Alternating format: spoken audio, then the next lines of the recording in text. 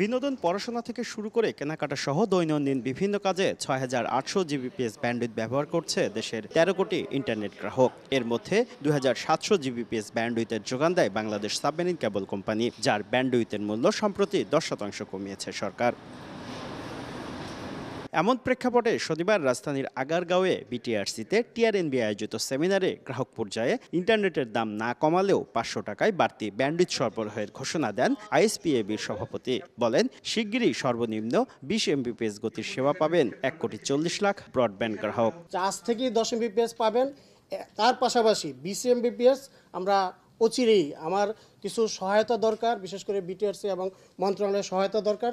সেই সহায়তাটুকু পেলে আমি মনে করি খুব সহজে আমরা ২০ এমবিপিএস সেই ৫০০ টাকায় আমরা দিতে সক্ষম হব। এ সময় ব্যান্ডউইথ সঞ্চালন খরচ ৫ টাকায় নামিয়ে আনা ও অ্যাক্টিভ শেয়ারিং এর সুযোগ দেওয়ার দাবি জানান ব্রডব্যান্ড সেবাদাতারা। ব্যান্ডউইথ সঞ্চালন খরচ কমানোর আশ্বাস দেন বেসরকারি ফাইবার প্রতিষ্ঠানের এই শীর্ষকর্তা। ১০,০০০ টাকার ট্রান্সমিশন কস্ট ৪০ টাকায় চলে আসছে।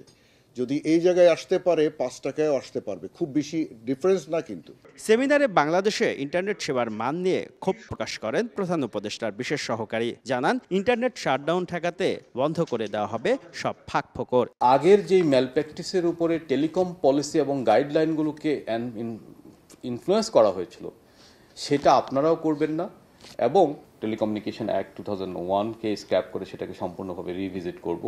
সেখানে ইন্টারনেট বন্ধ করার সব ধরনের মেকানিজম, কলাকানুন বন্ধ করে দিব। এ সময় সাইবার সুরক্ষা অধ্যাদেশে ইন্টারনেটকে নাগরিক অধিকার হিসেবে স্বীকৃতি দেওয়া হচ্ছে বলেও জানান ফয়েজ আহমদ তৈয়ব। শুভ খান, সময় সংবাদ, ঢাকা।